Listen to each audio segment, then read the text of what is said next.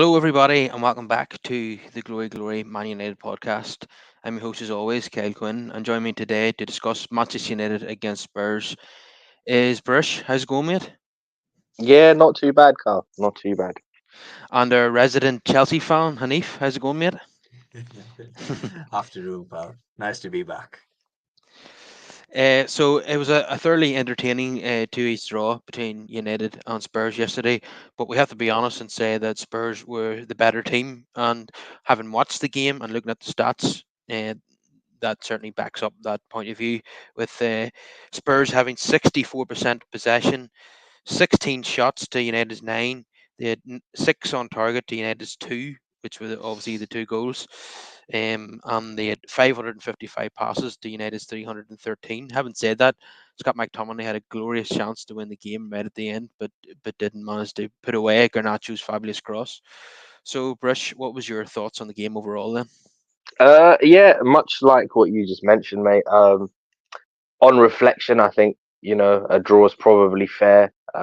We could have nicked it right at the end with McTominay's chance, but we probably would have stolen the points. To be honest, um, they were the better team. In all honesty, no midfield balance. Maino needs help. I was watching much of that game, thinking Maino needs another Maino next to him. Yeah, and I questioned the substitutions in the game. I felt that Casemiro should have came on for Ericsson and not McTominay, and I didn't understand the taking Rashford off and bringing Anthony on because I thought Rashford was our biggest threat on the day. So once again, Ten Hag's substitutions were a bit baffling. Um, so Hanif, what did you make of the game then? Um, I I had Man United winning the game before kickoff. I thought United would steal it 3-2 because over the course of the season, it seemed as if United can get over the line, especially at home.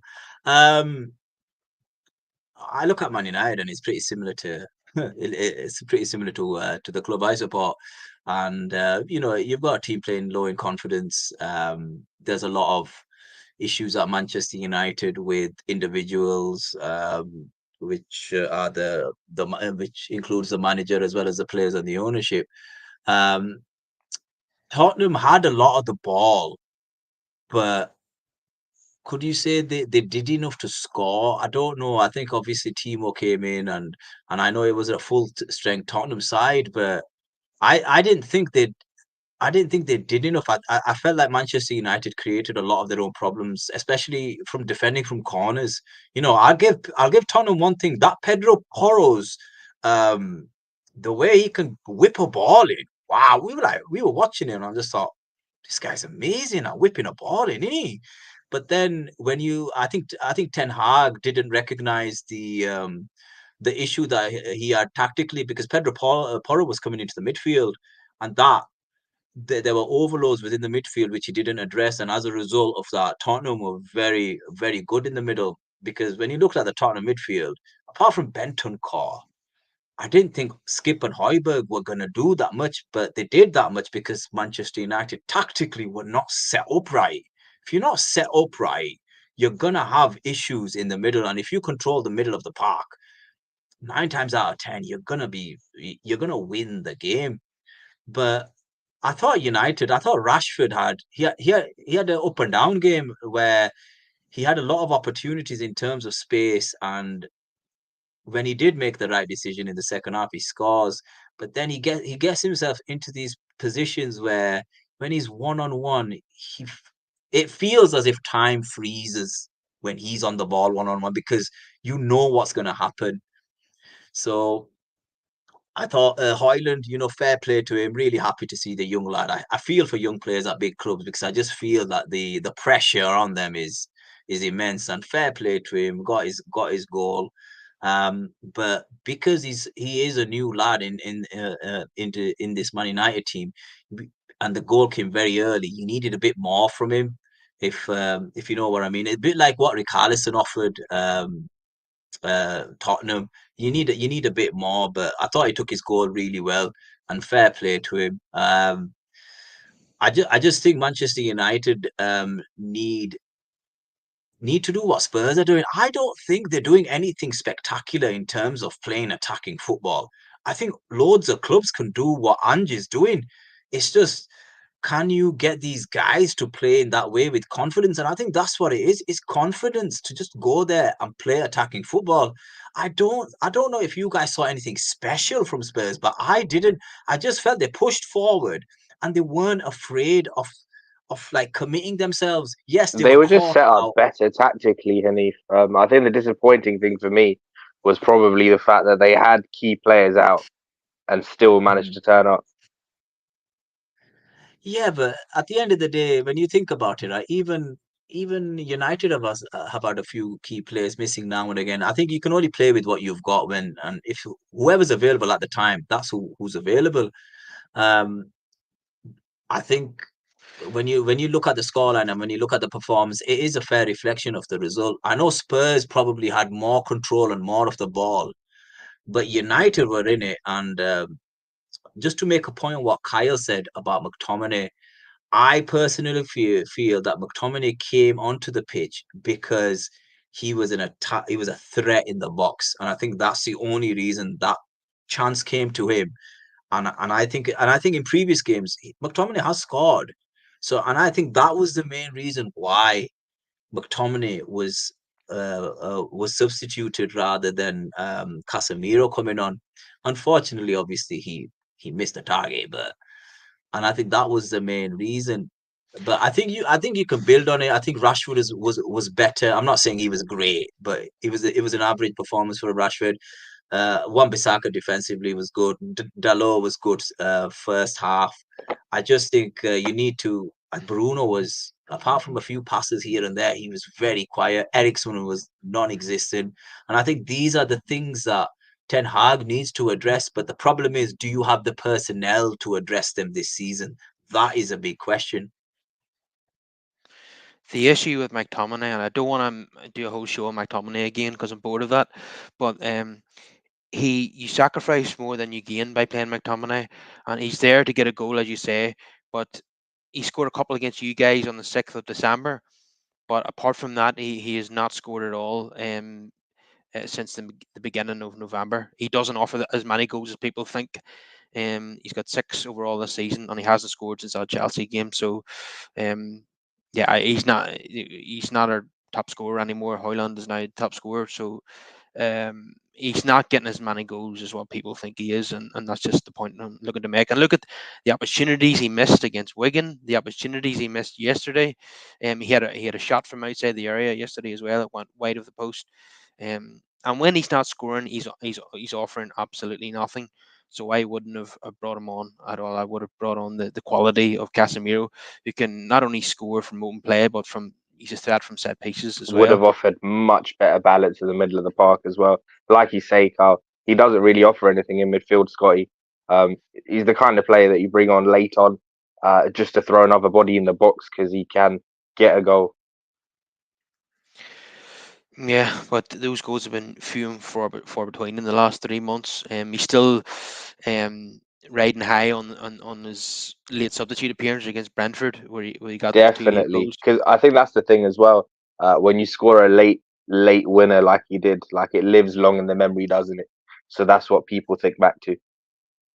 And that chance that you mentioned where he was wide of the post, I thought he actually snatched at it. I thought if he had looked around, he had options as well to pass it out wide and to do other things with it. Yeah, and then the header at the end was fucking dreadful. It really didn't. You get underneath it, and when like any good, header of the ball would have buried that. You head it down and into the corner, but he didn't. Obviously, he didn't time his jump correctly, and it was a wasted chance. Fabulous cross from Garnacho, has to be said, who had possibly one of his more difficult afternoons, and I have to give praise to the Spurs left back Udogi. I thought he did a brilliant job against Garnacho on the day. It was really tough for Garna against a fullback of that quality, wasn't it, Brush? Very much so. Yeah, he had him in his pocket most of the game. Very tough afternoon for him. Yeah, and Spurs like. it's been mentioned already on the show that probably missing the three best attacking players in Son, Kulusevski, and Madison, but they had their strongest defense available. And at times it was tough for United, but Hoyland, fantastic RVP esque finish there right at the start of the Such game. a great finish. Such a great finish. Yeah, and every goal he gets, we're so pleased for him because he's had a difficult start to life at United and been under so much pressure, being our main man up top at such a young age.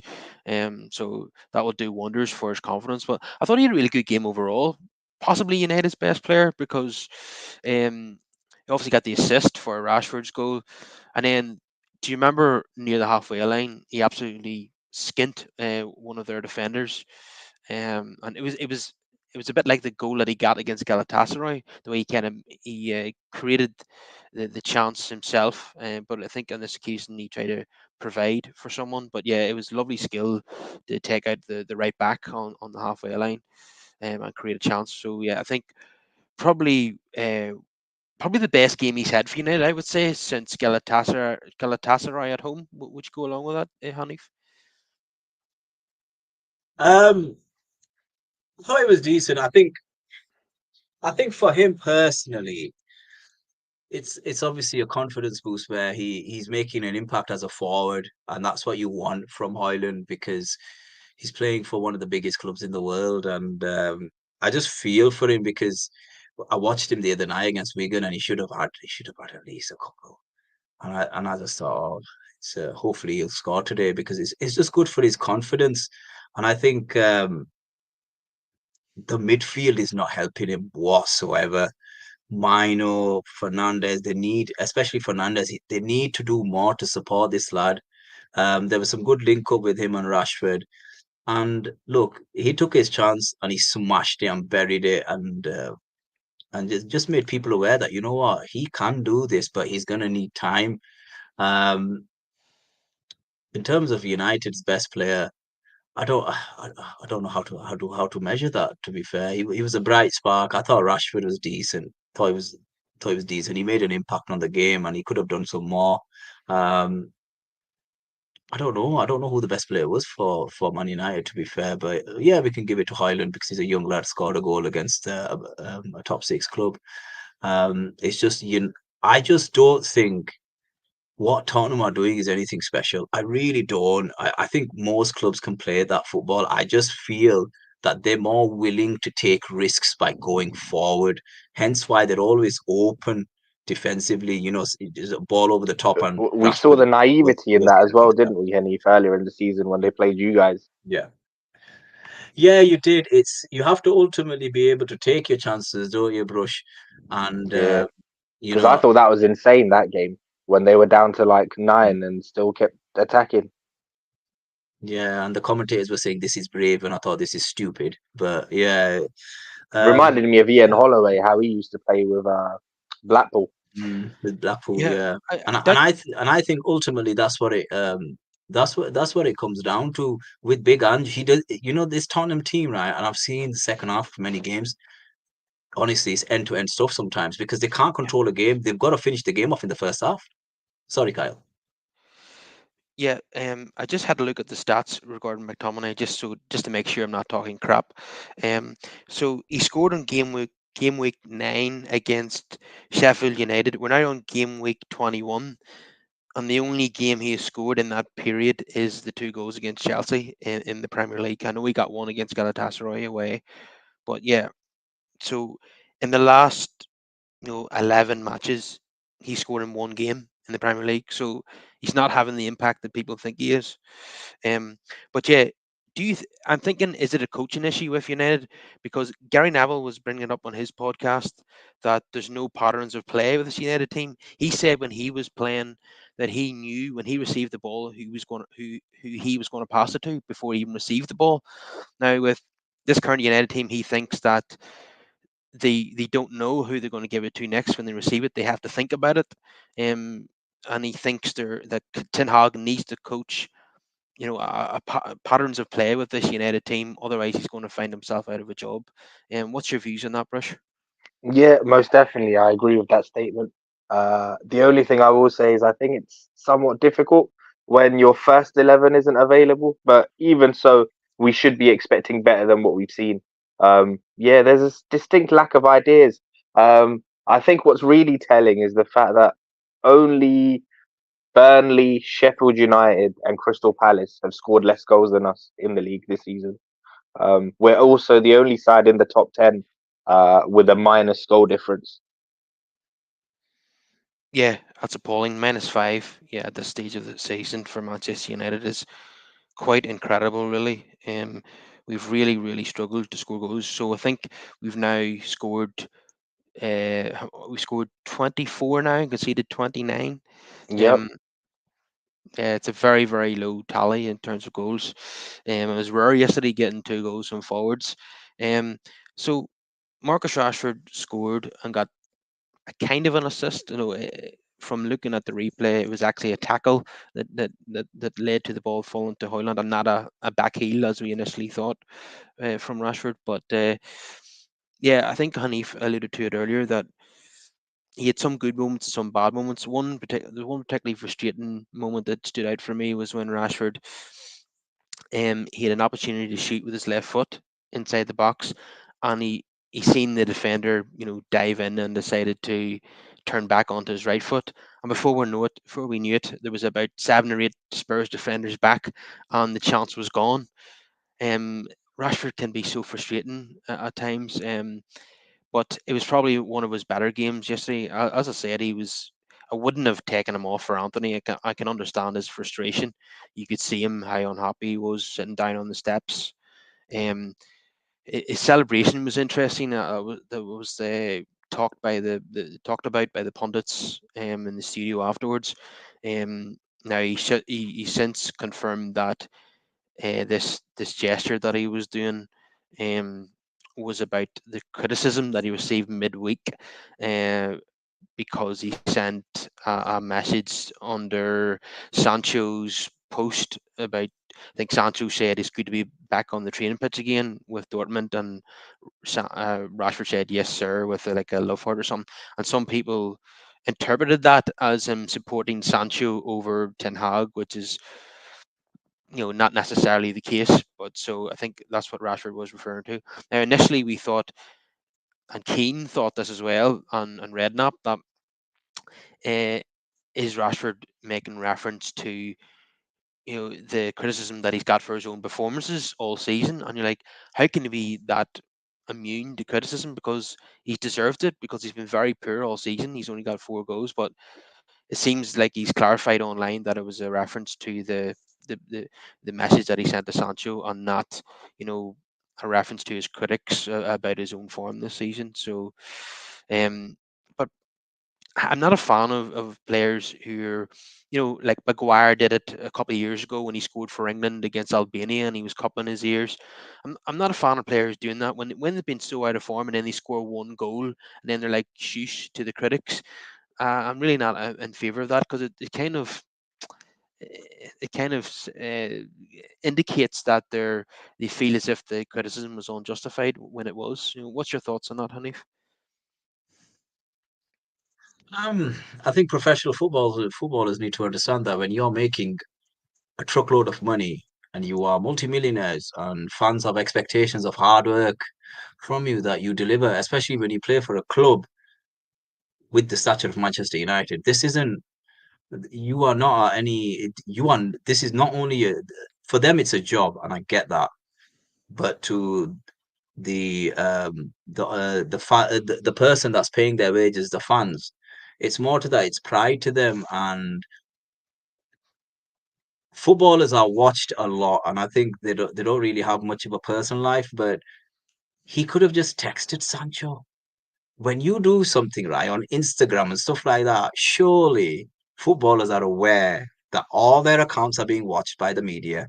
Anybody or anyone will be watching what they say, how they say, and who they're saying it to, and who they're referring to. And then the media will just link it to the ongoing issues between Sancho and Ten Hag and the club and the issues. So I think Rashford just needs to use his brain a little bit and just think, you know what, do I really need to do this? And if you do this, oh well, just crack on and just don't pay any attention to the media. That's one thing you have to do, and the best way to do it is to perform for Manchester United. If he performed half as good as he did last season, he'd be. I don't think many people would be questioning Rashford. The problem is United have done something which they should not have done. They should have told him go another season. Let's see if you can, you know, get us that many goals that he did last season. But they've rewarded him for a one season stint where he had, in my opinion, the season of his life, the season of his career, which I don't think he's going to probably get again. And they've rewarded him so heavily that now the eyes are always on him because he's on the big books. You know, Rashford's 26, 27 years old now. He's not a young kid. He shouldn't be getting that Jesse Lingard treatment where everyone thought Jesse Lingard was 21. The problem with Rashford is there's a lot of holes in his game which he needs to improve. And look, he had Cristiano there for a while. He could have spoken to Cristiano, said, "Listen, what did you do when you were doing this? We knew what Cristiano was doing. He's working his socks off every day.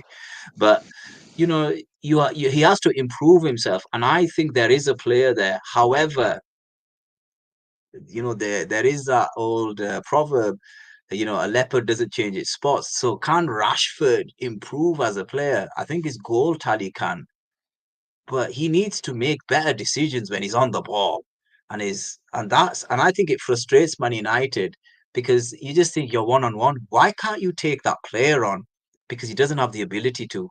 Unfortunately, he needs space and grass to run onto because he can't really take a player on like Martinelli, for example.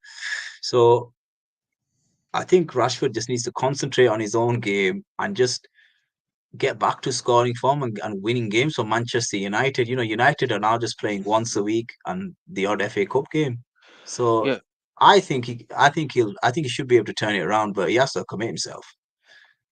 I seen him yesterday pre-match with two earrings in, and I was thinking to myself, God, he behaves like Ronaldo in every way except the goals. He doesn't. Behaves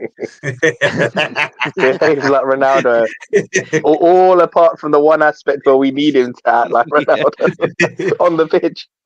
Uh, yeah. And as the man executioner says in the comments here, it leaves a bad taste in your mouth when players do that. Silencing the haters only works when you're performing well, and it makes you look completely out of touch with reality when you act that way. You know, it makes you look like a narcissist. But in Rashford's defence and on the positive side of things, in the last four games, he has contributed a goal or an assist in the last four games. So he's starting to build up a wee bit of form now, and hopefully he can continue that to the end of the season. Yeah, And I do understand both sides of the argument though, Carl. Like, I mean, you know, as much as we say these guys are on big bucks and they need to remain professional, they are human beings. And in this day and age, as much as I despise it and wish that they would stay off socials, it is a social media era. You know, these kids are on there, just, you know, tweeting and posting everything about their lives, and it's very difficult for them to sort of not do it in the public eye, I guess. So yeah, it's probably like a sign of relief as well when they like eventually score or do something. But yeah, absolutely, it doesn't take away from the criticism as well. And also just scoring one goal or having the odd decent performance doesn't take away from 10, 15 games of trash, you know? So I yeah, also see it from the point of view of the fans that look and say, well, you can't really silence the critics in one performance. We need to see this on a consistent basis. But the problem with Rashford, though, is the things that we've been saying for donkey's years. So at 26, I just think he's a limited player. You have to accept Rashford for what he is. We keep thinking he can improve certain things. I don't think he can. The decision making's been atrocious for years now. The only thing you can do with Marcus Rashford is play to his strengths, accept his weaknesses, and there is a way in which to get the best out of him. If you play counter-attacking football, you know, if he doesn't have too much time to think on the ball, you get the best out of him. But if you don't cater to that, then you're going to see what we've been seeing. yeah, and he's very much a poor man's Mbappe, and maybe I'm even being a bit kind by saying that, but Mm. yeah, I think another issue with these footballers is that they're probably surrounded by sycophants, which is why they don't like criticism. whenever it comes their way. But yeah, anyway, we'll move on now. Um, so we have to give credit to Spurs, because they look like the team that were fifth in the league, and we looked like the team that was ninth. And they totally dominated possession, had the majority of the chances. Um, they been I couldn't even watch the set pieces anymore. Every time they had a corner, I had to turn my back or close my eyes because it was becoming a farce. Carlson should never have got a free header there. Like he had about two men marking him, and there was there was tons of United defenders within his vicinity, and he was easily able to jump and just head that ball into the corner uh, unchallenged somehow. Um, and then I think it was Christian Romero who had an, a header from a similar position that hit the crossbar. Yeah, yeah, and it led me to once again think about Eric Ramsey, the set pieces coach at United for the last 2.5 years, and wonder what the hell does he do on a weekly basis with this team, because we are the we must be the poorest team in the league when it comes to defending set pieces and when it comes to scoring from set pieces. What are your thoughts on it, Brush? I noticed that at the mention of Eric Ramsey, Haneef turned his camera off. Uh, we need to ask him some questions because obviously it's from Chelsea where we got him. Yeah, our set pieces have been terrible for a long, long time. I was really disappointed by the manner in which we conceded both goals. Like you say, for the first one, should have done a better job of picking up Richarlison. The second one, whatever halftime team talk Ten Hag gave, it all goes out the window the moment we concede, the way we did. And defensively, just the culmination of errors there. Johnny Evans. To be fair to Johnny Evans, he's 35. He shouldn't be put in that position. It's hard for me to criticize. I do think he was at fault for the second goal, but at the same time, I don't think we should have him in that position at 35. Yeah, I think it was a catalogue of errors for the second Yeah, goal. yeah. There was Er- a whole bunch of people. Ericsson didn't track the run with Bentancur. Then Yeah. Johnny Evans looked well off the pace when Bentancur went past him. Um, and Onana seemed to move his head out of the way of the ball as well. Um, that's 51 goals now he's conceded, and we're only in mid-January. Um, he's off now to Afcon. I believe he's had difficulty getting to the game tonight because of flying conditions. He's had to land, 150 miles away and then get a car to the stadium. Um, but yeah, it looks finally Bienda is going to get a chance, and we're going to see what he's all about in the FA Cup fourth round match. But Onana's not had a great start to life at Manchester United, and I think a lot of the fans are hoping that Bienda is going to be the saviour, but that's asking a lot of a Yeah, I'm goalkeeper not that going to costs hold my breath on that £4 million. one.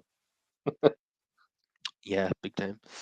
The Mosecutioner says we are 16th in the league in terms of goals via headers.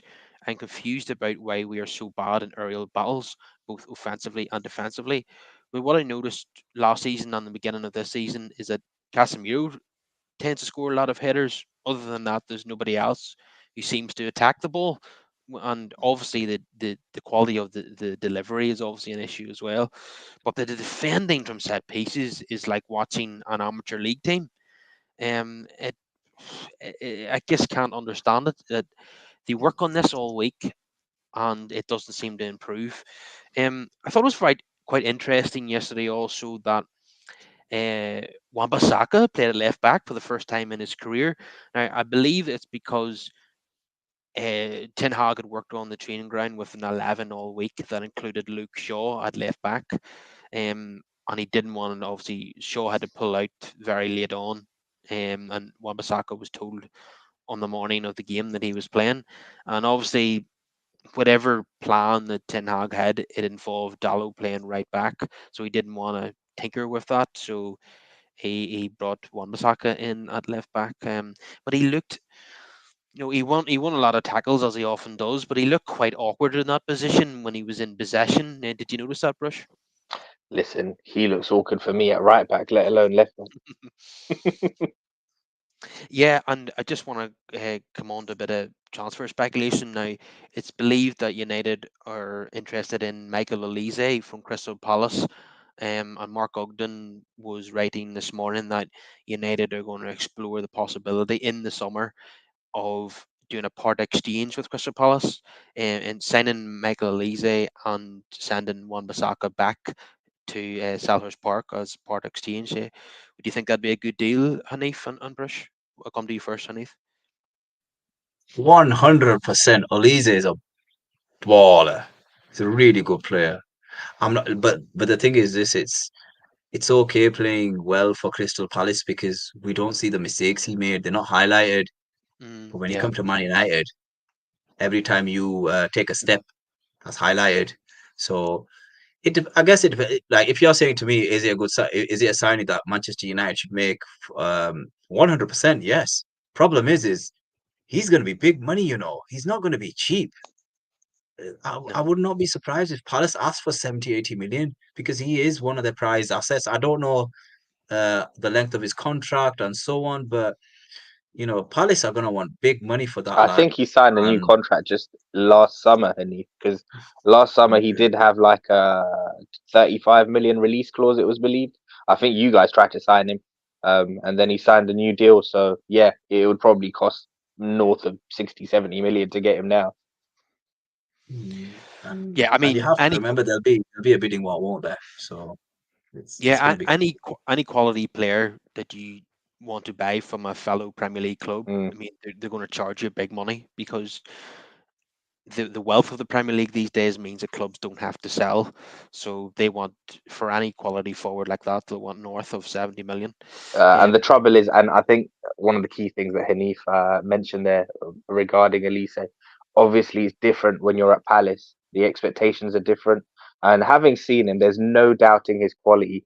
But I have seen his head drop in games where he's completely has looked disinterested. And at United, can we really afford another one of those kind of characters? Another one that comes in for 60, 70 million? I think we need to sort out in-house stuff first. We need to sort out the futures of the likes of Sancho and Anthony, and make decisions before we commit to another big money signing. And as much as we like to criticize Wan-Bissaka, would he be the first of the fullbacks I get rid of? Probably not. I think you should do yeah, everything you can to keep Wan-Bissaka as long. I don't know how long his contract is, but keep him until the end of his contract because I think he's a really good player and he's improved since he's arrived Like at United. A lot of defensively, he's people don't quite talk solid, about isn't that. he? Like I understand that But we need defensively, someone more he's attacking. the best. Yeah, Yeah, I defensively understand he's that the we need best. someone more attacking. But if we get So rid of him and we're just left with Dallo, I don't, I'll be honest with you, Brush. I think obviously if the team's not playing well, and if yeah. the confidence of the team's not that great, what are you expecting from a guy who's, he's not that confident in going forward? Because there was a time where he was making runs forward and he actually goes forward and he has a go. And I just think, you know what? You're having a go and defensively you're one of the best. So it's I don't. I'll be honest with you. I would be shocked if that's your first priority. I really would be, Yeah, unless same. obviously you have to look. y- Your striker is your. I hate to say it, but your striker is your for me. Your striker and your midfield is your main priority, and then go for the wingers. I do think, and I know he gets a lot of stick, right? And I think it's because of his personal problems this season that have really made his life a living hell this season. I do think Anthony's a decent winger. I just think it's his personal problems. He should not be playing football. His head's not in the game, and he's just trying to get. I think he's using football to try and escape from reality. Um, And the but for manager me, I loves don't him, think he's so as bad as. you know, Yeah, I don't think despite I don't think form, he's he as just bad as what plays. people make him out to be. I Yeah. tell you what, I tell you what, Hanif. How about we sell Anthony to Chelsea? If you're obviously happy with the player, I'm not a You fan. want to swap? You want to swap, Kyle? Who do you want to swap? You're not I'll getting tell you Madueke. what, I'll take Sterling. Yeah, You know what? It's a shame The way about our his fan age. base Actually, if is. he was a couple of years younger, he would have been perfect. Uh, yeah. If there's one Chelsea player Listen, I'll take, it'll be Cole Palmer. What a talent he is. Yeah, Yeah, you know he's what? been the one bright spark in your season so far, Henny. Yeah, he's been good this season. He's I'm not Yeah, gonna lie to you. If you heard me after the Middlesbrough game, I was giving him a lot of stick. I don't care who you are, you got to turn up every game for me. But he's been one of our best players this season, and if Gareth Southgate makes the right decision, he's gonna have a bright star in the summer playing for England. But I hope he yeah. doesn't end up Gareth Southgate and transferring to right Chelsea. decisions aren't things that Yeah. go together. I'm hoping Marcus Rashford makes the plane over Cole Palmer. I'm not gonna lie for my own selfish reasons, but yeah, I think we're doing okay. You know, I predicted us to be seventh or eighth, and we are where I think we're gonna be. So listen, I'm not stressing like United fans are. I'm pretty happy. I spoke to KG this afternoon, and I said, lower your expectations, young man, because you know what, it's gonna be a rocky ride until the end of the season. Yeah, so another positive from yesterday was the return of Lissandro Martinez. The crowd gave him a huge standing ovation when he came on. Um, he's going to now. Johnny Evans has done really good for the most part in the last few months, but there's no doubt that Martinez is going to be a step up in quality at the back. Brush, you excited to see the return of Legion? Oh, absolutely. Been waiting on this one. The only thing is, I need us to make sure that we take our time this time round. Because the last time he came back, I just felt that we rushed him back, and he never looked really fully fit. Um, so this time round, I hope we do it right, even if it takes a little bit longer. But yeah, we absolutely need him back. Yeah, and this game against Eastleigh or Newport is going to be perfect for Martinez and Casemiro to get minutes under their belt. You couldn't have asked for a nicer fixture. Now that I've said that, we'll get knocked out by non-league Eastleigh. um, yeah, the FA Cup is working out nicely for us at the moment in terms of the draw. We want to avoid Liverpool and Man City as long as possible because I think Ideally, in the next round, if that could be the fixture that's drawn, that would be great. If Liverpool can draw Man City in the next round. yeah, but Spurs are at home to City in the fourth round. You wouldn't put it past Tottenham, but then again, Kevin De Bruyne is back, and Holland is on his way back. Bloody hell, the impact De Bruyne made. Oh, Yeah, the goal was one thing, but the yeah. assist was out of this world. Yeah, I think they're just going to blow everyone And what away a again, finish aren't by they? the young lad as well, Oscar Bob. Oh, Yeah, brilliant. Um, I think Liverpool's title hopes are going to go down the Swanee once Man City put a 10-game winning run together, like they always do. We're not going to be complaining about that at Old Trafford too much. We'll always take a Man City title win over a Liverpool title win any year I on the mean, listen, calendar. I'm looking at the table right now, Carl. I'm hoping it's going to be one of those Leicester City type seasons for Aston Villa. But we ruined that ourselves. We set them back on Boxing Day when Yeah, we got an unexpected win against Aston Villa. I was hoping they might. yeah. And I had a feeling as well this weekend they would fumble the bag against Everton. I just anytime they're close to the top of the table, I don't know. I don't know if it's a psychological thing. They just can't get it over the line. Yeah, and they just about beat Burnley at home as well over Yeah, Christmas. They've had a bit of a sticky patch, and it was always going to be difficult for them because they don't have the squad that the other teams have. But no, they don't. And then I thought it was quite funny as well that Spurs are now level with Arsenal. I know they've played a game more, but after all the hype around Arsenal in the early part of the season. that's another thing I wanted to mention, and Roy Keane was talking about this. I noticed it under Redknapp, I noticed it under Pochettino, and now it's happening under Ange Postecoglou. Never has a team got so much praise for winning so little. So even they've drawn against United, a United team that you should have beaten. They lost 4-1 at home to Chelsea, like we've talked about, and yet they come out of both of those games getting so much praise from the media and the pundits, and you're like, it's all about winning. And the high line with 9 men against Chelsea was suicidal. Yesterday they should have beaten a very very poor United team at Old Trafford, and yet they drew and they're still coming out with it with a lot of praise. What's your thoughts on that, Haneef? Listen, they are the media team, aren't they? They are the team that everyone loves because they have, unfortunately, not achieved anything since 2009, so 15 years or so. So when you've not won anything since that, and you made a Champions League final, and I think they finished second or third once under Pochettino. Third. They No, finished third in a oh, two-horse did they race. finish third? Yeah, so they've always been that team of what ifs, and I'll be honest with you, I always let Spurs do their thing because you know what? When it comes to the crunch, when it comes to getting over the line, there's only a few clubs that have achieved that. And until they don't achieve it, there's serious I don't consider them a threat. I really don't. Because if they were serious, right, they would have done what West Ham did last season. Take that trophy serious or take the trophy that they're in, like the League Cup, any trophy you want, take it serious and go and win it for your fans. Achieve some level of success. Feel what success is. Because obviously we support clubs that have been successful, whereas Spurs have never been successful for the past 15 years. Most of their fans have probably not seen a trophy, especially their young fans anyway.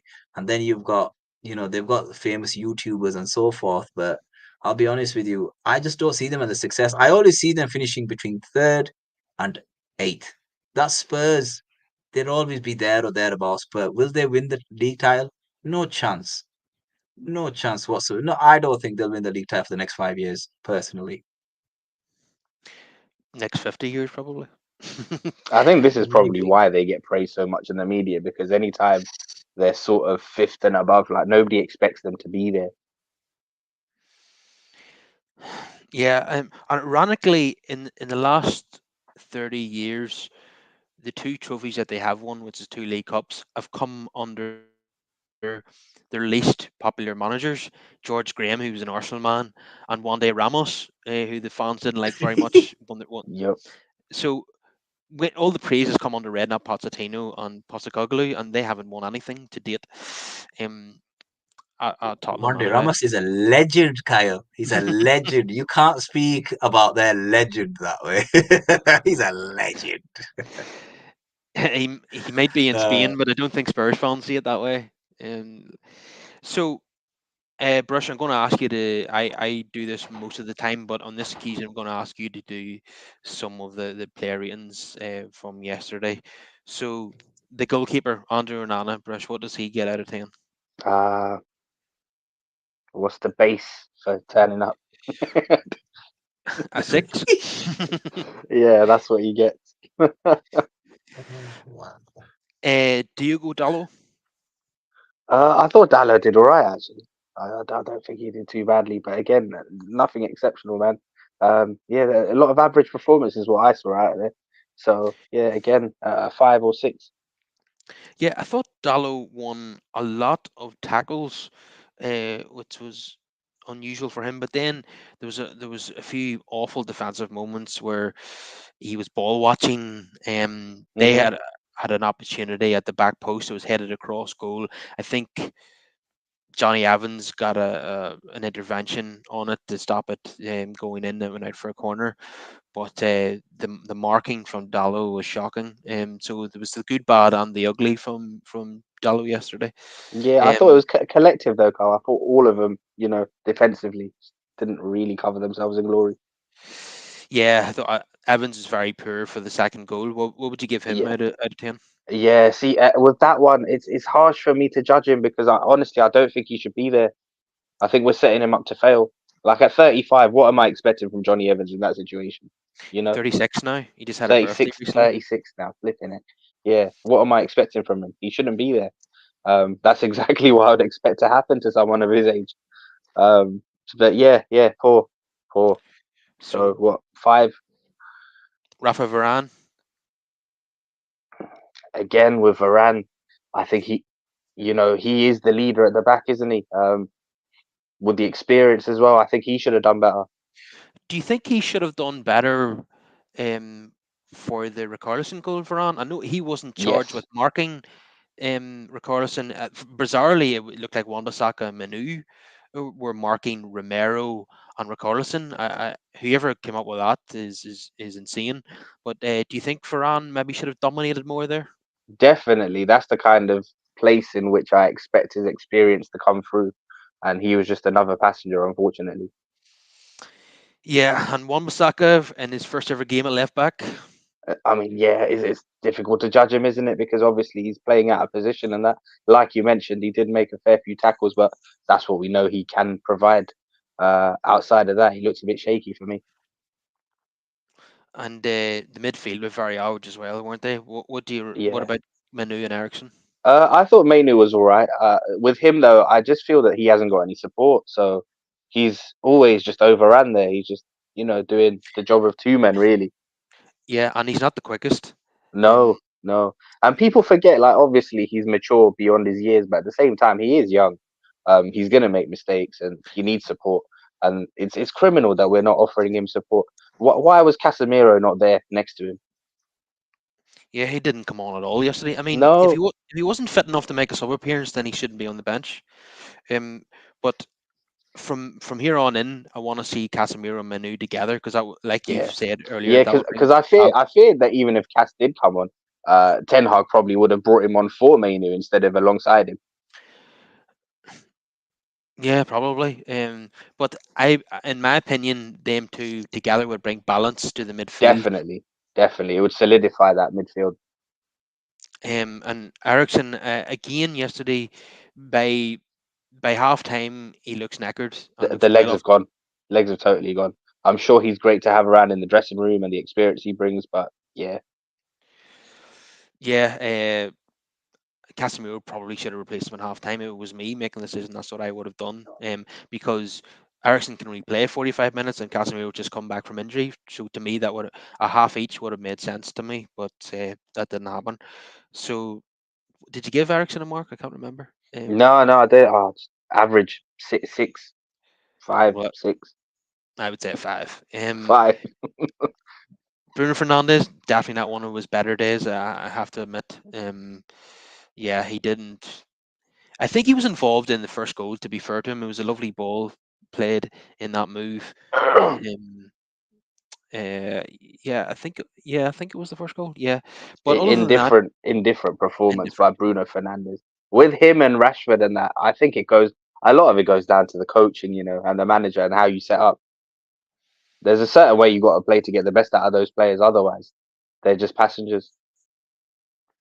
Yeah, and I seen a stat that was it last season he had covered the most miles out of any player in the Premier League. So Hmm 21,000 kilometers or something. And somebody joked saying he spent about 19,000 of those chasing referees.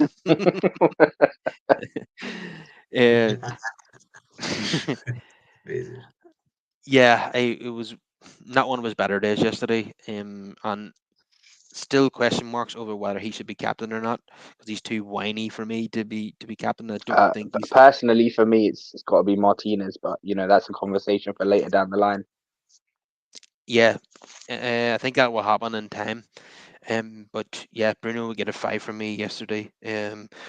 So Alejandro Garnacho, a tough day against a really good left back, Brush. So Yeah, his best moment probably came at the very end with the cross for McTominay. But other than that, it was yeah, tough very afternoon. frustrating afternoon for him. So again, quite average. I'll give him a 6. And Marcus Rashford.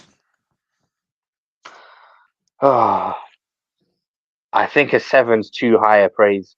Um, Maybe a 6.5 because What I noticed obviously I yesterday, thought he took his goal well, but there was other elements of his game that were just as frustrating as they always are. yeah, frustrating. I mean, if he was, at his best like he was last season, Yeah, Rashford could have had three goals yesterday. But definitely. he's not at that level at the moment. And as Haneef said earlier, he might never get back to that level. It might have just been a freak season. Yeah, But let's see. So I think you do another have to thing, play to his strengths, though. That's yeah, that's the most important thing because he's the chances of him improving technically are very slim. Unless he has to like spend a couple of summers off season to improve as a player, and not many players are willing to and do even what with that though, Cristiano Haneef, Ronaldo like we're does. talking about like the 1% of players Yeah, who have that kind of determination. yeah, Unless you're a Cristiano Ronaldo or a Zlatan, you're not going to put in that kind of hours to adjust your game. Yeah, And he's another one who's had issues off the field. So the sad thing is we hear about this, but that should not matter because there were when Man United were great, a lot of the other players, a lot of the great players had issues off the field, but when it came to getting the job done, they got the job done, and that's where this generation, unfortunately, have not got it right. another thing that I noticed yesterday is that Garnacho was being heavily marked. He was being obviously it was the left back's job to mark him, but he was being double marked at times and even triple marked. There was they're definitely cutting out the space for him. Um, but that led to Rashford getting more space because so much attention was on Garnacho. And that's why a lot of our chances came through Rashford. Because I think they were affording more space. Spurs obviously identified Garnacho as more of a threat, and it obviously gave Garnacho more space to cause problems. But yeah, it was just something that I noticed. So Rasmus Højlund, definitely one of his better games at Manchester United. Fabulous RVP style goal. And he's now got 7 for the season as United's top scorer now. We've had to wait till the 14th of January for our striker to be our top goal scorer, but we're finally here, and hopefully he can finish the season, maybe with 15 goals. Bruce, what would you give him out of 10? 7 for him. I thought he was probably one real bright spark. Like Haneef said, though, I do think he needs to offer a bit more. He quieted down as the game went on. But again, like, it's not just his fault. Like, you need to look at the service and those around him. So the two substitutes that played more than 6 minutes were McTominay and Martinez. So McTominay, I think his scores going to be very low. He's only there to score a goal. He had 2 opportunities to do so, and he didn't.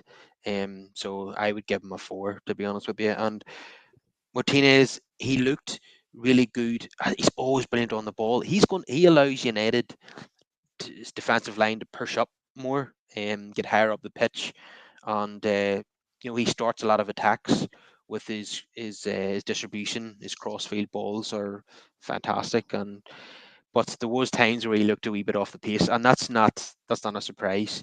It is to be expected with how long he's been out for, really. Yeah, so we have to give him a bye ball on that one. But I would give him a 6. In the circumstances, he's he's a wonderful footballer. And you have to be, if you're going to be a 5'9" centre half, you have to be a hell of a player, and he is. Um, and we've all been critics of Ten Hag's transfer policy of bringing in players that have played in the Eredivisie, but nobody's complaining about Lissandro Martinez coming to the club, and I think he will outlast Ten Hag by quite a number of years at Manchester United, and probably will be captain one day, like we've alluded to already.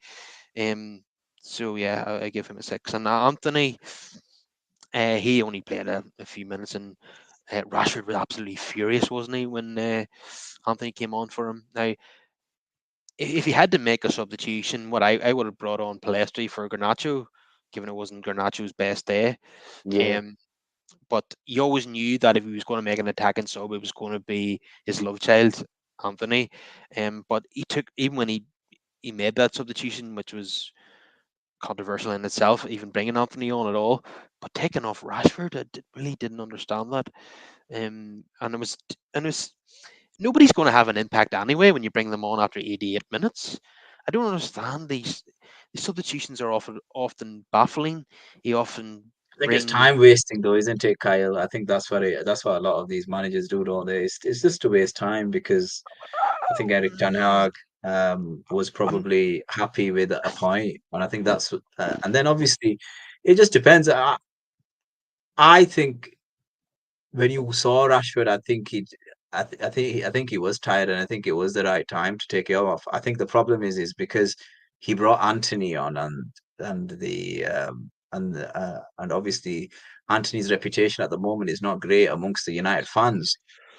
I think that's the yeah, main issue here. and that's another occasion this season where the home fans at Old Trafford have booed a substitution made by the manager. Um, yeah, there's been occasions where in home matches where the crowd have been very unhappy with Rashford, but yesterday they were unhappy with him being substituted, for Anthony. Um, yeah, Ten Hag doesn't seem bothered one bit by the crowd booing his substitutions, but I can see why they're doing it. That's another thing I want to mention from yesterday is that according to a number of accounts of people who were at the game, it was one of the poorest atmospheres at Old Trafford in recent times, from the home end and the away end. Only the atmosphere was dull to say the least, and even people that are part of the singing section at Old Trafford were very disappointed with the atmosphere yesterday. Can you think of any particular reason for that, Brush? Uh, I mean, generally speaking, it's been quite negative of late with the amount of defeats and how we're doing. But yeah, I don't know. I can't put my finger on it at the moment. Um, yeah, we're just gonna have to wait and see what happens. And I There's so know many things up in the air, isn't there? I know it's been a poor season, but generally United fans in the ground anyway, especially the away United fans, they tend to be quite positive and they're always singing and getting behind the team. But yesterday, I read accounts from a number of people who say the atmosphere was shocking yesterday. Yeah, maybe the depression has set in finally after all these defeats this season. Um, yeah, I was disappointing, I suppose, that it's come to this. Um, so United now, where are we in the table? Let me take a look. Seventh, I think. Yeah, I think we started um, ninth Yep. yesterday, and now we're up to seventh with the point. It's obviously very tight there. But I we mean, could drop down again if Brighton win their game. yeah, um, 10 teams played. Yeah, 10 teams played this weekend, and then 10 teams play next weekend. Yeah. And everybody gets a bit of a break, Hmm. providing that you're not in the League Cup semi-finals or in an FA Cup replay. Then you will get 2 weeks off at some point in January. But yeah, Chelsea are down to ninth as it stands, and Brighton eighth, and United seventh, West Ham sixth, and Spurs fifth. Spurs, as you said, level in points with Arsenal now. Um, yeah, it's very tight there. Newcastle 2 points further back from Chelsea, and even at one point on Saturday night, Newcastle were way up to seventh, but then De Bruyne comes on, and Newcastle are down to 10th. Um, so yeah, it's very congested there in and around the Europa Conference League spot and just below it. It's going to be 4 teams fighting it out for that Conference League spot, it seems, guys. And Chelsea and United are among them. Yeah, competition is so rife in our league. Like, there's not much separating any of the teams, are there? Really? It's crazy. Yeah, yeah. Listen, I'll take a listen. Look, I have my expectations were lowered 2 seasons ago. So you guys, I hate to say this, but let me ask you, Kyle, what were you expecting from yesterday's game before the ball was kicked? What were you apart from a win? What were you expecting against Spurs? Truthfully, I'm usually quite negative as a United fan, as most people who follow me on social media and YouTube will know. But I actually thought United would win 3-2 yesterday, um, because we had the likes of Casemiro, Martinez, Ericsson, and Shaw supposedly coming back, and Spurs were missing the three best attacking players in Son, Kulusevski, and Madison. And I noticed that Postecoglou's played quite a high line this season. I thought we've got the players to hurt them on the counter attack, play the ball over the top, and we will get chances in behind with the Garnacho, Hoyland, and Rashford's pace. And I thought that they would have the majority of the possession, but we would win the game 3-2. We've done it a lot against the top teams at home where we've won games on the Were you counter attack. surprised when you saw the team sheet and saw that they had their first choice centre back pairing back? Um, yeah, I think it heard that. I watched the Spurs team news bulletin, and I was aware that this was going to happen. Yeah. Um, and I thought, yeah, this is it's going to be difficult to score against them, given them they've got their first choice, Hmm. centre back pairing there. But Hoyland scored after 3 minutes. I thought, yeah, this is going really well so far. But then the old disease of being unable to defend set pieces struck again. But yeah, I thought would yesterday pretty much went the way I thought it would, apart from not getting the winning goal. But uh, I suppose there's an element of it being And then Tottenham as and well. then we would have been sitting here in it, Carl, saying, "Well, we got away with one. Yeah, We got the 3 points. That's the important thing." But it wasn't convincing. How many I times yeah, have think, we said I stuff think, like that? the reason why I asked Kyle and Brush was when Ten Hag first initially came in, I thought you would have this season, last season, if that makes sense. And I thought you would have had last season, this season, but it actually happened the other way around. And and I've seen this, and it's happened to us as well, where whenever a new manager comes in or new players come in and they give us that new lease of life and they show us a bit of ambition and think and then we get that hope. But the problem is I really think that we don't give managers enough time where, and this is just me, I don't know much about Ten Hag. I'm just looking at it from the outside in, and we've got Mauricio Pochettino. I'm willing to give my manager his contract, and whatever Ten Hag's contract is, I would give it to him unless your new owner has got a world class manager. But the problem is all the our owners are pretty similar. They're gonna ask new managers, you've got to work with what you've got, and we'll get you one or two top class players. And that's for me, that's what worries. That's how I look at Manchester United. And I just think that give him. I would say if you don't have a good manager ready for next season, and I've seen some of the names linked with you guys, you really are following the Chelsea model, aren't you? Um, I really think you should give Ten Hag another season. Don't give him control of transfers, but give him another season because what I saw last year, I thought it was decent from Ten Hag, but I think you've had too many players come in, too many changes happening, especially to the likes of De Gea, which I personally thought that's just a silly move. You need to give him this season because he's part of the spine of the club, and and then I would do it. I would do it slowly. You like I'm willing to do what Arsenal did with Arteta. If Pochettino takes 4 years, I'll give him 4 years if he gets me into that top four, or fighting for a European place or fighting for the league possibly. And I personally think that as football fans, we are not patient anymore because we support these clubs and we're so vested in these clubs that we want to see great football and we want to see results. But unfortunately, it never works like that.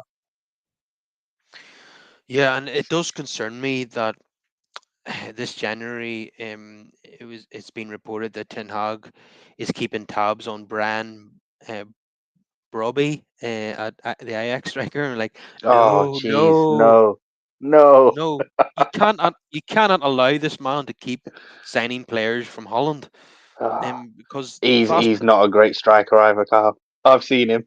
yeah, Who's that? Sorry, who? What was that name again? Sorry, I didn't Brobby, hear that. he's at Ajax. yeah, Brian Brobby. Yeah. I've never. I'll be honest with you, right? And this is me being honest. When we signed Mudrik, I didn't know who that was, and I didn't know who Enzo Fernandez was until he played for Argentina, and I don't know who that guy for Ajax is as well. So Kyle, you're probably right there. You should personally speak to Ten Hag about that one. Yeah, I just agree with what you were saying, that there's no way Ten Hag, if he remains beyond the season, there's no way he should have control of transfers. He can have a little bit of an input, and have his veto, but there's no way that he should be making suggestions anymore.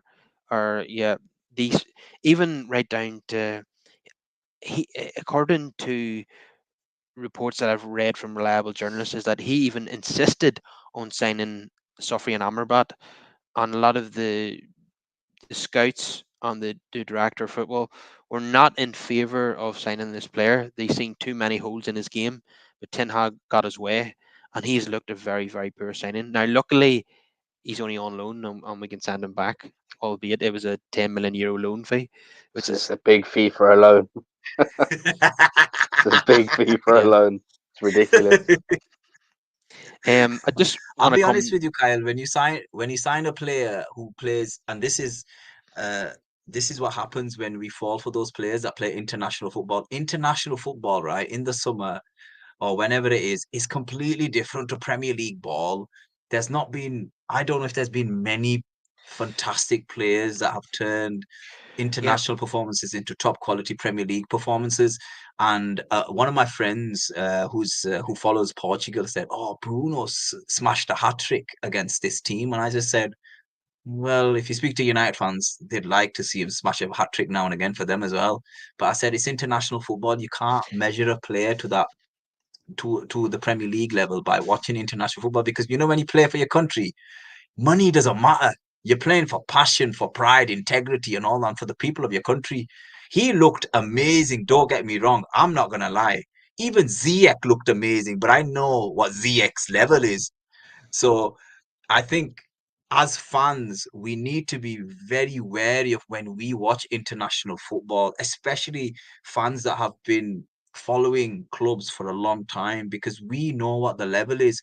So if we see someone doing really well at AFCON and they play for, I don't know, a country that we've never heard of before, I would be very wary. I'd be thinking I'd do the same as United, a loan, but you guys pay. I can't believe Russia said you paid 10 million loan fee. Who did you pay that Madness. to? It's what you guys did with João Felix last season. yeah, yeah. That's Come on, right. Brush. Yeah, We thought he was a player, though. Come on, Brush. I bet you thought. I was like, let's see. I didn't think it made sense unless you had the option to buy. You um, did, Brush, but you don't want to know what money they asked. just to reinforce the point you were making there, Hanif, Bruno Fernandes got a hat trick of assists against Luxembourg. I mean, that doesn't mean anything to me. No, I That think sums no, up no. the I think he scored goals. I'm sure he scored goals against one particular country. I'm sure he did. he might have got a I'm brace sure he did. against one particular country, but I'm not sure if he scored a hat trick. Yeah, But because it yeah, just probably. I looked it up there, hat trick Bruno Fernandes Portugal, and it came up hat trick of assists against Luxembourg. Um, but yeah, Well, it wasn't just yeah. the performances of Amrabat at the World Cup that caught Ten Hag's eye. Once again, he also managed him when he was manager of Utrecht about 10 years ago. So he always looks to players that he's worked with before, and this has not been a successful strategy at Manchester United. And this is why, even if Ten Hag stays, United need to move on from this transfer strategy. I know we've been linked with Dan Ashworth, the Newcastle director of football. We're looking to get him in, in February, and begin his work at overhauling the recruitment process, and possibly Paul Mitchell alongside him. That would be amazing. And the sooner the better for me, because we cannot, in this day and age, we cannot allow the manager to have total control of transfers, because it's been a very unsuccessful I policy. think that's been one of the problems at Manchester United, though, hasn't it, Kyle? Because you've not had. I know you've changed these director of footballs internally from Fletcher to Woodward. I don't know who your director of football is, but if you don't have a footballing person in charge of the footballing operations, then this is what happens. Because I'm a pretty simple guy, and when I look at who clubs sign, surely there's say for example, United needed a forward in the summer and they didn't get Hoyland. You should have had a list of 5 or 6 players and then thought, okay, how much is this player worth and what are we willing to pay up to? So Hoyland is a fantastic talent. He's a 25, 30 million pound player. Okay, we'll give 35, but we're not paying more than that. We have to look elsewhere. And there are strikers in the market that can do a job. I know managers want certain players, and I know Ten Hag had that fantastic season. But this is where you need a guy with common. I don't believe there is any common sense at Chelsea and at Man United. But this is why you need a guy with a bit of common sense to listen. You want me to pay 60 million euros for this guy? He played for Atalanta and he scored 7 goals. He's You should have just gone in all out. And I said this to, I don't know if I said it to you, Kyle, and I think I said it to Brush. I said, go get Kane. Break the bank. He's worth every single penny. You break the bank for Kane or you get Osimhen. And I honestly don't understand why that didn't happen at Manchester United. Because if that was They Fergie, that would have happened, and they that's just what worries me. we've had the Kane discussing, several times in the last 6 months. I'm trying not to talk about it anymore, but um, we went so high for Hoyland, £72 million. We were only about 20 million away from the fee that Bayern played for Kane then. So I don't understand why United decided in very early June that they weren't going to pursue Kane anymore. It didn't make any sense to me, and he would have It's, wanted to it, stay in England. He would have went to United had we have it's not about the player. It's about having the right person there in charge of footballing operations and saying, "Listen, are you being serious now? Stop taking the mick. Let's not be yeah. silly. We are not spending 60." That's what I'm saying. We don't you need that person there. And this guy you've got coming in, right? Jim Radcliffe. You're hoping he's that guy. But when he makes moves in the summer, we're gonna see it. And you know what? It's not when you're hearing things like Graham Potter, I'm like, what is this? Isn't right, this. United fans are losing it. My mate Wajid, he's a big United fan. He goes, "This is disgusting." And I think this summer is going to be it's going to be very telling to see which direction Man United go, because you know what, it's shocking to see United at this level, and that's coming from you know someone who doesn't support Man United, because I Man United for me is the biggest club in England, but they're not acting like the biggest club in England, and it's not, and I just don't get it, honestly, mate. I just maybe I'm speaking bubbles, uh, but I just don't well, get the, it. the good thing is that Jim Radcliffe will not be making any football decisions himself. He'll be hiring the right people to do that, which the Glazers have failed to do in the last 18 years. He him and Brailsford have recognised that they need to have football people in football roles making football decisions, not bankers and accountants. Who would have thought, Um, eh? yeah, imagine that concept. Yeah. I just want to get to a couple of comments here. Monte Kushner thinks that McTominay should only get a 3 out of 10 for yesterday because McTominay took the ball off Rasmus on one chance, did not pass to Garnacho on another, and shot it wide and missed an unmarked header. Yeah, can't disagree with that. And Simon Davies say he used to play for Wales and Tottenham, didn't he? Simon Davies. Um, Fernandez half the time looks like a petulant child in Toys R Us for me. Absolutely. He says there's one good thing that hasn't there's one good thing that hasn't changed, and I can't believe you can't see it. Come on, dudes. Not sure what he's referring to. And he says Kane would have been sweet as sugar at United. He says Haneef is on the money. Good stuff, bro. I'm a Man City fan, and I agree, dude. Um, yeah. Thanks for your comments, Simon. Great to have you here as always. So Brush, I just wanted to ask you about the departures from Manchester United. There's been quite a few this month already. Um, Hannibal Mabry is going to Sevilla on loan, and they have a 20 million euro buy option in the summer, and we have a 35 million euro buyback clause there as well. And Sancho has obviously gone to Dortmund. We're paying a large slice of his wages, and we've got, I think, only 3.5 million euro, loan fee. He's got an assist already in his first appearance at Dortmund, which is unsurprisingly was went viral on Saturday night. So, what are your thoughts on those two departures, Bush? All right, I'll start with Hannibal. I'm quite happy with that deal. This is the kind of business we should be doing. If you're not going to use young players, instead of them just sitting on the bench and rotting, I'd prefer we did stuff like this. He's got the perfect opportunity now to go and build a successful career at Sevilla. The buyback option also is nice. Um, so if he does well, then he can go there permanently, and then we've got the option to bring him back later down the line, and it works out for all parties. So I'm quite happy with that. Regarding Sancho, I think the return to Dortmund was probably the best thing for him at this moment in time. Hoping he can regain some confidence and some kind of form, either for a return or if we're looking to sell him on. We need that value to remain high, and that can only happen if he gets game time and whatnot.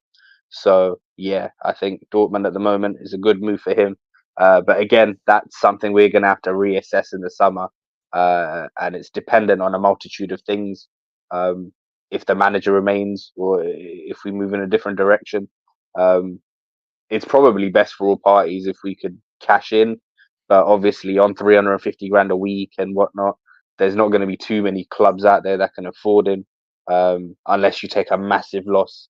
Also, that's another thing Ineos will have to look at. I'm not sure they'll want to take a loss on a player who's 23. Yeah, well, they're going to have to be willing to take losses to get people off the books that have been there too long, or who are not succeeding either. Um, yeah, I think the reason why United haven't put in, uh, you know, uh, a clause where a fixed fee where Dortmund can buy him permanently is that they're waiting to see. They're hoping that his value goes up if he plays well at Dortmund, Yeah, and also the new if United change their manager, then he might want to have Sancho. Which I exactly. You need that bit of flexibility, and you don't want to get locked in as well with the fixed fee because we've got Haneef here. you, Haneef will know about this. I think that happened with Chelsea when you guys uh, loaned out and then had the option for Tomori to AC Milan. I don't think you mm, guys expected him to do as well as he did, and had you waited, you probably could have got more money for Tomori than the 25 million you got We at the time.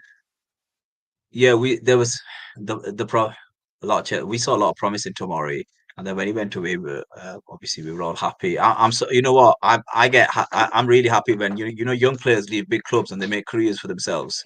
I get Yeah, really happy about that because I know obviously you got Hannibal and the others, but these lads, you're not gonna make it at Chelsea or Man United. You're not gonna make it here. You either go down to the bottom end of the Premier League or the championship or abroad. And I always think abroad is a better option because it's not as physical. And some leagues are more technically minded, like the Dutch league, like the German league. These are good leagues to develop young talent. And these are the places that they should go. I believe Zidane Iqbal's gone to Holland as well, if I'm not mistaken, and he's doing all right. Matson's gone as well. He was another one. He wasn't willing to sit on the bench, and I respect that. Why should you suffer as a young player if you've got talent? If you are wanted somewhere and they're gonna play you, you should go. You should get out. And I've always said this about young talent, and I think the best example I can give is young players need to look at what Romelu Lukaku used to do when he was at Chelsea, when he was a young kid at 17. He went everywhere. He was all over the place, and then he made a career out of himself, and then he came back and did a Pogba to Chelsea. So and now he's on loan. But that's what young players need to do. They need to get out and play. Oh, another one, Carl. Alvaro Fernandez. I was going to Um, mention that. Yeah, yeah. He's a. It's a loan to Benfica, is it, with an option? yeah. Is it? I think it's only 10 million they can buy him for in the summer, so it's Yeah, yeah. quite a low I'd fee. be a bit more comfortable if there was a buyback option on that one as well. Um, yeah, Yeah, to me, he's possibly a better player than Malasia. So it's interesting that Ten Hag has written him off without giving him much of a chance. yeah, But then yeah. he He's always one that prioritises honestly Dutch players. he probably would have had the best chance of making it. Just even as a rotational option. So I was a bit surprised. It's But I'm glad it's a loan though, and not a permanent straight off. it's been a theme now under Ten Hag that he gets rid of youngsters without really giving them much of an opportunity. Obviously, Menu and Garnacho being an exception to that, but by and large, he gets rid of people very, very quickly. Supposedly, it's his policy that if he doesn't feel you're good enough to start for the first team, then he's just going to let you go. And they're going for minimal fees. Zidane Iqbal is another one. James Garner. James Garner has done really well under Sean Dyche at Everton. Do you think maybe we got rid of him too quickly, Brush? We definitely sold him for the wrong price. I was quite pissed off at the deal at the Yeah. time. Because I remember at that time, Conor Gallagher came off of that wonderful season with Crystal Palace when he was quoted at like 35, 40 million. And I was thinking, I was like, James Garner's just come off on loan. Why don't we loan him to a Premier League club and see how he develops after a season, instead of cashing in early? The British, there's obviously an English tax on players as well, but that doesn't seem to apply to United when we do business. Yeah, I mean that was an awful deal. The Garner, James Garner went to Aberdeen for a very, very minimal fee, from what I Yeah, remember. I You think know, it was 15 in total, but 9 up front or something. had that have been He's Michael decent, Edwards had that have been Michael Edwards at Liverpool selling James Garner, he would have got £30 million for him. Yeah, yeah, You think of some of the average players that Liverpool have sold to the likes of Bournemouth for big, big yeah, yeah. The fees. Jordan Ives of this world. We've seen Joe Willock go from Delante. Arsenal to Newcastle for about Mm. 25. Yeah, but business, it all comes down to the lack of structure, doesn't it? It's the blind leading the blind at United. Ethan Laird as well. I was quite disappointed that he left a nominal fee as well. Yeah, only twice have we made a profit since the Ed Woodward era began in Yeah, 2013, and that's Daley Blind and Daniel Dan James. James and Daily Yeah, Blind. Yeah, yeah, yeah, we've been awful at selling yeah. players. Shocking, shocking. Jesse Lingard, after that wonderful spell at West Ham, we should have cashed in on him. Oh yeah, missed opportunity. And just last summer there, we should have cashed in on McTominay and Maguire. And Yep. the only good thing is McTominay's value will still remain that high, I think, after the goals he's got this season. And Maguire has played well in a 3 month spell this season before he got injured, so his value might remain high. Although Yeah. To he's only give credit to Maguire though, since he stayed, he has he has always proved a reliable option this season when called upon. yeah, but he wouldn't be any more than a bench option if we're going to be No, serious about no. winning the league.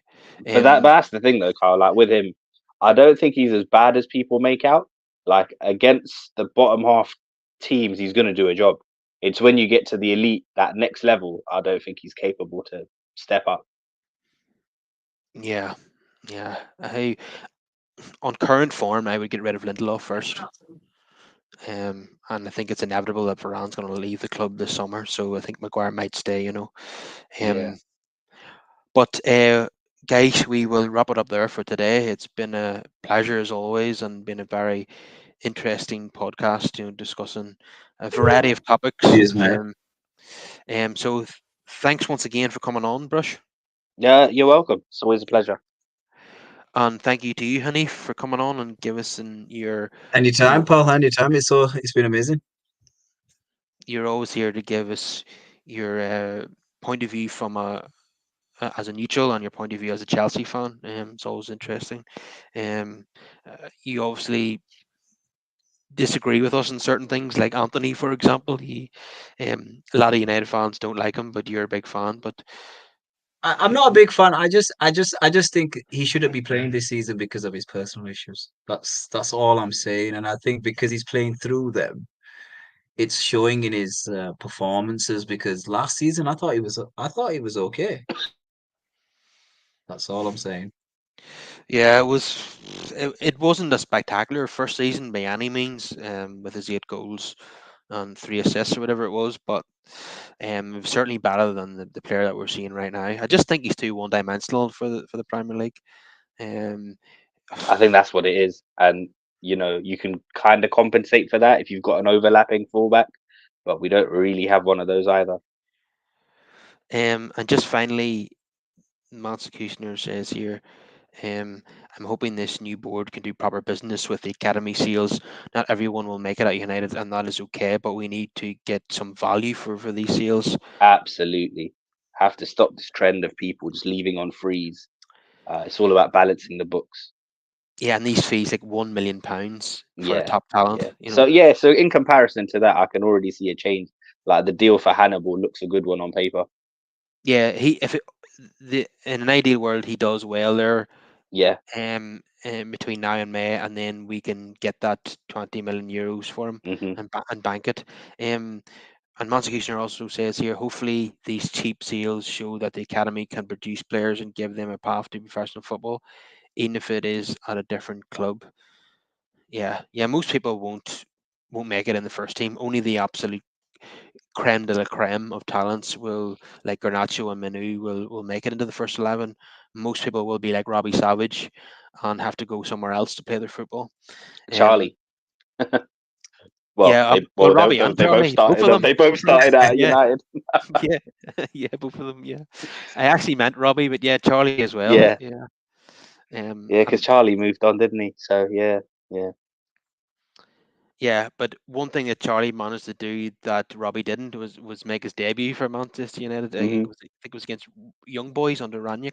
Yeah. But Robbie never managed to do that. But look who he was competing against to get into the But I first mean, team. he came up. He was class of '92. He came up with it. Yeah, So yeah, yeah. mad, I mean, mad. he was in serious company there. He was going to be a hell of a job for him to get into.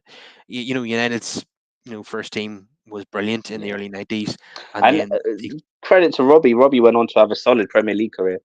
at Leicester, yeah, Yeah, yeah, and, yeah. And then Blackburn, I think Blackburn, Birmingham. and Derby, yeah, decent enough Premier You League probably player. wants to forget about Derby. I think that was the season they got the record lowest number of Yeah, points in the Premier League. yeah. Yeah, lads. So yeah, thanks for coming on. Everyone, please smash a like on the video, subscribe to the channel, and get more of your comments in. And No I worries, will pal. be back again next week or the week after. So I'll see you later. Take care. Take care, pal. Bye.